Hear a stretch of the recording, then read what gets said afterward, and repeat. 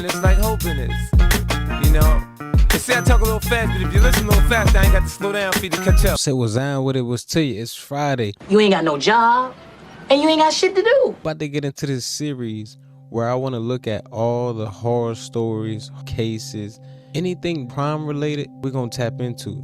So the video we're going to tap in today is this little boy killed the man who killed his mom. So we're going to see how the full story is, man. Don't forget to like and subscribe. When Zhang KouKou was held upright as he gave his last statement, he told the judge, "If my mother wasn't killed, my life wouldn't be affected this way. This is the result of the Wang's actions, not because I was frustrated with society or my job." It wasn't really an apology, and KouKou wasn't planning on apologizing. He knew he had become the monster he was once hunting, but he had this to say for himself: "Why should I apologize for the monster I have become? No one ever apologized for making me this way." KouKou described how he callously took 3 lives on Boy, he looking swole. He took 3 lives? God damn. Chinese New Year's Day, well, like he be doing the push-ups, making the process as long and agonizing as possible. And yet, millions of people stood by his side. Many were outside the courtroom, right there and then, protesting against his arrest. And when KouKou was executed for his crimes, even more people took to the streets. 说了之后，我又不知道这怎么回事。最后呢，检察机关就拿这个来起诉我，说我给我妈报仇是幌子。我是对这个社会不满，对生活不满，我把人家杀了。对这个社会、对生活不满的人多了，那每个人都去把人杀了吗？ Why was KouKou hailed as a hero? Who were the people he unalived? And could the state have prevented this tragedy? This is the full story of Zhang KouKou, the son who avenged his mother and was executed for it. August 27th, 1996, KouKou and his sister went to the river to wash their clothes together with their mom. On the way back home, they passed by the Wang's house. Xiao Zhan, the second son, was outside. In a moment of heat and rage, KouKou's mom spat at Xiao Yang. He was not hit. He yelled at her, "Crazy lady," but KouKou's mom did not let this go. Wait, she spit on the nigga? KouKou got spit on? Nah, not KouKou, man. Did not let this say less. Instead, she marched back to him asking, "What did you just say?" Xiao Zhan repeated his statement. She was a crazy lady. Man, that was in a black household. Crazy lady who? Man, brushes, nigga would have been thrown against the wall. Boom, pow. Oh, he is. Oh, he This time she spat again, hitting him full on. Within seconds, it she turned spit into on this a nigga twice.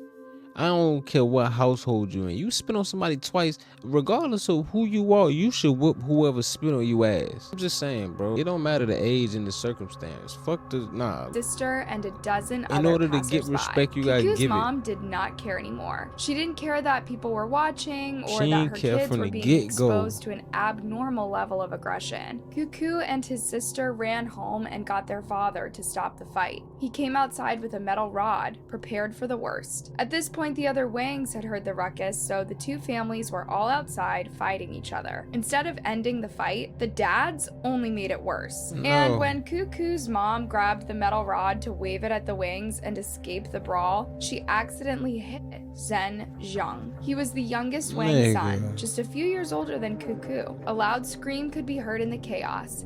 "Kill her." It was the father, Wang Xixin. He'd had enough. That's when Xixin and his second son grabbed a huge wooden stick and beat KouKou's mom until she fell to the ground. Then they continued to hit and kick her. Her screams got louder and louder. Then they turned softer. She could not fight them anymore. Finally, there was silence. KouKou had just witnessed his mother's killing, and he watched helplessly and desperately from the street, trying to protect his own life.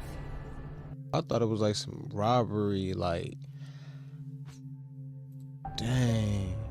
Zhang KouKou was 13 years old when 3 men barged into their home he shared with his mother. But that day would be the day he felt he died too. From then onwards, it was all he could think about. That day, he held his mother in his arms and cried. The following day, a doctor arrived to perform an autopsy. It was a public autopsy, and dozens of shocked locals gathered around to watch with morbid curiosity. 13-year-old KouKou would watch his mother's lifeless body reduced to pieces in front of gasping, staring people, as if the day was not traumatic enough. So after seeing his mother get beaten, then they I don't even know how to say it in the right way, but then they piece it up. They're like, bro, they ain't get worse. It's crazy. I see why, bro. Nah, you ain't gotta say no more. Is I see why he did what he did. Well, this wasn't taking place in a big bustling city filled with coroner's offices and huge hospitals. This was in Wangping village in China, and everyone knew everyone. Okay, they only had a handful of medical practitioners, and the news traveled fast in this tight-knit community. Plus, there was one other thing. KouKou's mom had been unalived by her neighbors. For KouKou, it was the worst thing imaginable. For the rest of the village, it was a sort of really graphic soap opera. KouKou had grown up in that house with his older sister and parents. The Zhangs lived next door to the Wangs. Sixin, his wife, and their sons, Zhan Zhan and Xiao Zhan, and a third unnamed boy. Both the Zhangs and the Wangs worked as farmers. For a long time, this worked perfectly. When one family would have crop issues, the other family would step in and help. And when one family would be overwhelmed by work, the other would send someone to lend a helping hand. But this peaceful dynamic slowly took a turn for the worse in the 90s. US companies began partnering with local Chinese farmers to produce more grain, ensuring work for the farmers and giant quantities for export. Although it was a big change for the villagers, many took it with open arms. For starters, the government was paying them a monthly salary to do this work, and the salary was above what they would earn before. Plus, now they had the manpower and equipment to produce more faster. However, there were only a limited number of contracts available for local farmers in each region. So neighbors who used to get on well were now fighting for that opportunity. This is exactly what happened to the Zhangs and the Wangs. As they heard the US was about to propose a contract to a farmer in their village, they began to fight over who was more worthy of it. Each family considered that they'd helped others more than the other way around. Each family thought themselves better deserving. And with the prospect of a wealthier life for an entire family, neither was willing to let it go. Their conflict escalated to the point of calling each other names. But one day, the Zhangs came up with an idea. What if the Wangs would bid for the first 2-year contract, then let the Zhangs take over the next? This way both families could be happy. This sounded good to the Wangs. They shook hands and got their 2-year contract to work with the state and the US company. This was a big deal for the Zhangs. In a small village as small as this one, shaking on it was really the only type of agreement they knew. They trusted the Wangs would hold their end of the deal. But when the 2 years were over, the Wangs bid again for the contract. And as the government already knew them, they were yet again signed for another 2 years. When she found out, KouKou's mother rushed next door with angry eyes. She insulted the Wang patriarch. How could he do this to their family? Had he forgotten their agreement, or was his word equal to nothing? This was not just one fight. It was several, spread across days or weeks, and by now, this had become a heated topic in the village. Everyone knew about the Zhang-Wang feud, and now it seemed worse than before when they were bidding for the first time. But the more KouKou's mom yelled at the Wang family, the more they turned against her. They would insult her back, claim they hadn't even made money, and deny ever shaking on anything. Negative publicity they were getting in their community. When he couldn't convince his wife to tone it down anymore, he went to the mayor's office. He begged him to do something, intervene, and remind the Wangs that they'd made an agreement 2 years prior. Except the mayor was not interested in Zhang's case. He revealed that the Wang's oldest son was the president of the government management office. The Wangs had ties to local politicians, and they had secured their position within the government contracts forever. It's over. Government contract forever. The day she learned this, KouKou's mom could be heard by nearly all the village residents. She yelled and cussed about these corrupted, manipulative, deceitful neighbors. She couldn't stand them anymore. And a few weeks later, she would be dead.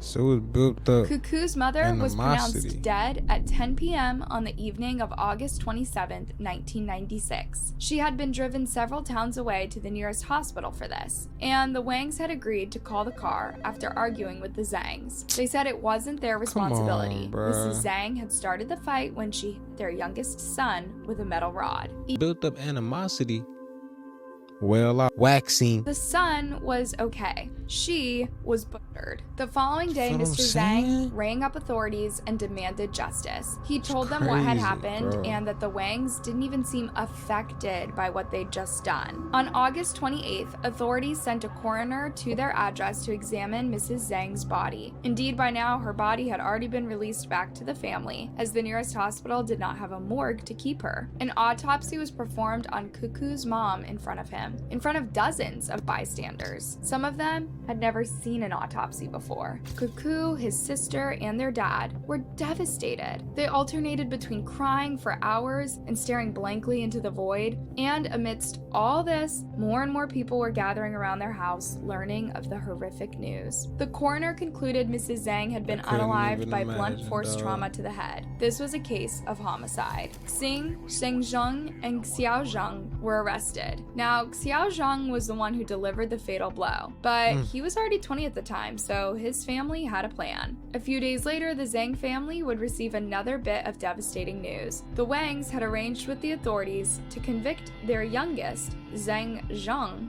of the slaying. Because he was a minor at the time, he would only be charged with assault and sentenced to 7 years in prison. Bruh. The report stated that Mrs. Zhang started the fight. Zhang only that's reacted bullshit, without the man. intention to take her life. This was not what KouKou and his family saw. Needless to say, they were enraged. Damn, They y'all filed several boys. complaints, begging the judge to reconsider the case and convict the correct son of first-degree murder. But the complaints were ignored. And when the Zhangs took the Wangs to court asking for $40,000 in damages, the You court got it. only ordered the Wangs to pay $1,500. This was barely enough to cover Mrs. Zhang's funeral. KouKou's sister spoke about this 22 years later, claiming she got as little as $200 after the God. lawsuit.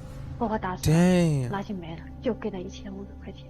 假如说我们张家人把他们打死了，给他们1500多块钱拿去卖了，做纪念刀，他们愿意了。我妈死了22年，我们真的掉了22年的眼泪，死了22年，我们伤心了22年，掉了22年的泪。 KouKou's sister said her family can never speak about that moment. Every time someone mentions it, all three cried. When That's KouKou heavy. joined the army at 18, he That's was heavy. asked why he wanted to be a soldier. He said, "I want to train myself Uh-oh. so that I can avenge my mother." His commander was a bit confused. When he asked KouKou for specifics, he But it's like, what you really gonna say though? Not like you taking it with a grain of salt. Man, be like, oh, you gotta get out the military. I don't know, bro. I don't know. That's tough because you can't kick him out. This could be like a mental game for him. Well, if this was America.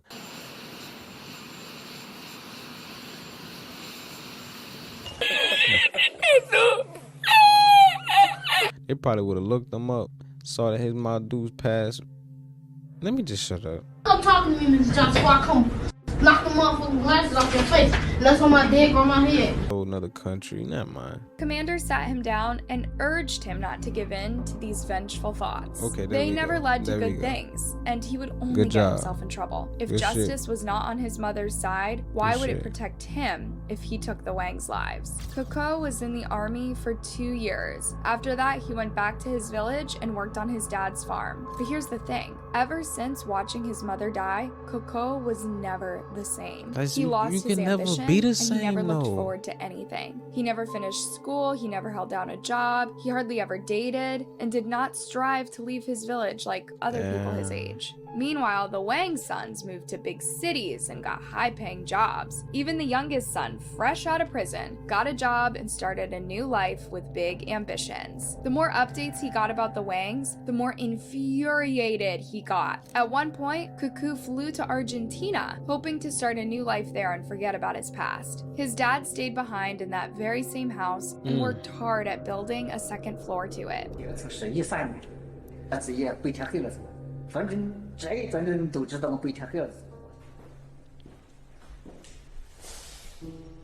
为什么从你看来为什么要我上面都 Yo, bro, really did his thing.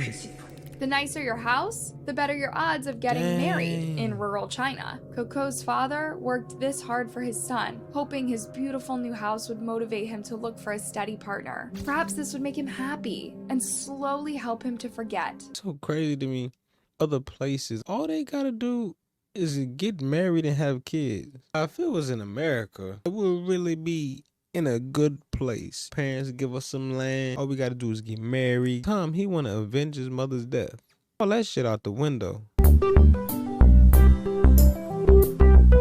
Which I don't blame him. Get to it, young nigga. But KouKou was AWOL for years. He hardly spoke to his father, and he wouldn't say when or if he would be back in China. Finally, in December 2017, KouKou called his dad. He would come home for New Year's. But KouKou was not coming with a clear mind. Argentina had done little to bring him peace or a new lease on life. Instead, he was coming to fulfill what he had promised himself to do 22 years earlier. Hey, he a solid nigga to hold on to that for 22 years, he hugged boy. him and handed him an You can't envelope. let that It was go. money for renovating the house, he said. He You felt can't. bad for being away for so long. His dad did not want to accept the money, but KouKou insisted. He knew he wouldn't see his family again. When he saw his sister, he hugged her and cried. His family thought he was just emotional about being back, but he was emotional about going to prison soon. He had already made up his mind. On February 15th, 2018, the celebrations for And when they Chinese own New it, Year they own it. started. Ain't no KouKou spent some stopping them. time with his family, and then he put on a mask and gloves and waited in the graveyard. He knew the go-to tradition in the village. Every family would gather and go to the cemetery to pay their honors to their lost loved ones. Before long, Zhang Zhang and Xiao Zhang arrived. KouKou waited until everyone else was gone, and while the brothers were walking back to their cars, he pounced on them with a large knife. Within minutes, he slit 40-year-old Zhang Zhang's throat. His 46-year-old brother screamed in shock.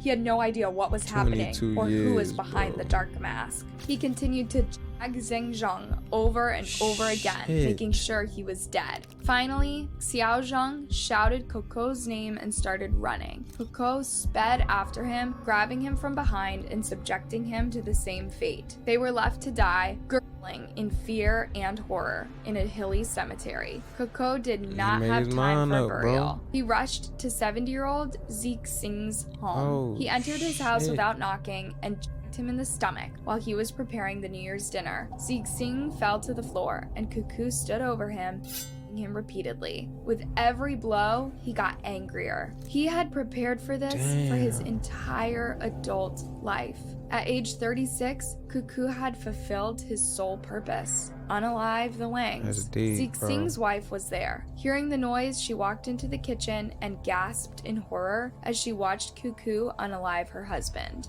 Once he was done, KouKou looked into her eyes and told her he would not take her life. Then he calmly walked into the yard, the same yard that his mother had been unalived, and set the family's car on fire. He stood there staring at the flames, muttering, "I finally did it." Said he was sorry he didn't get the third son. He had not come to the village yet. He was at peace. Before turning himself in, KouKou had visited his mother's grave and told her he had finally avenged her. Bro. KouKou was brutally honest about his deeds. He talked the detectives through his decision and confessed to planning the Wangs massacre for over 2 decades. On January 8, 2019, KouKou had his trial. The prosecution said this was not a revenge story, but the actions of a demented man who was not happy with his life. He took out his anger on 3 innocent people, they said. He was even accused of being an incel, jealous of the successful Wang brothers who were in steady relationships and had well-paying jobs. This infuriated KouKou. He said he'd been completely honest with the detectives about his motive. Why weren't they listening? 我掏心掏肺给他们说了，说了之后我又不知道这怎么回事，最后呢，检察机关就拿这个来起诉我，说我给我妈报仇是幌子，我是对这个社会不满，对生活不满，我把人家杀了。对这个社会对生活不满的人多了，那每个人都去把人杀了吗？ He also said that the Wangs never contacted him to apologize, nor did they apologize to his dad or sister. KouKou's sister was also in the courtroom. She said that their mother never spat on Xiao Yang that day. That was a story told by the Wangs after the eldest son, the one with the political ties, manipulated the authorities' reports. Oh, hell no! She claimed that Xiao Yang started the fight by calling Mrs. Yang names. and that her mother would still be alive were it not for this vile family. Dozens of people were outside the courthouse supporting KouKou. By now, they had heard the family's harrowing story, and they felt for this person who never got justice for his mother and carried an unspeakable trauma with him all his life. But the judge was not fazed by this. A life for a life, he said. He sentenced KouKou to death for 3 counts of premeditated murder. KouKou's attorney argued that KouKou suffered from a slew of severe mental illnesses, most of them stemming from the traumatic moment 22 years prior, so he demanded a retrial. His dad even tried to borrow a large sum of money for a proper mental health evaluation and treatment. He said on it. KouKou had given up. He did not want to fight, and a life sentence was no better than the death penalty in his eyes. In July 2019, KouKou was executed. His death stirred huge reactions on the internet, and this time not just in China. The whole world seemed to side with KouKou for a second. People felt so sorry for what he went through, and for the fact that justice did not offer him closure. He felt he had to take matters into his own hands, and with his mental issues unaddressed, a boiling point was imminent. Others sided with the judge. There's no excuse for murder. Whatever the case, Zhang KouKou remains a tragic story where everything went wrong. Bro said there's no excuse for murder. They beat his mom to death. They bugging out. Shout out to my nigga KouKou. Rest in peace to you, bro. You did what you were supposed to do for your family, my nigga. Y'all come back for the next video. Don't forget to like and subscribe. We out of here, bro.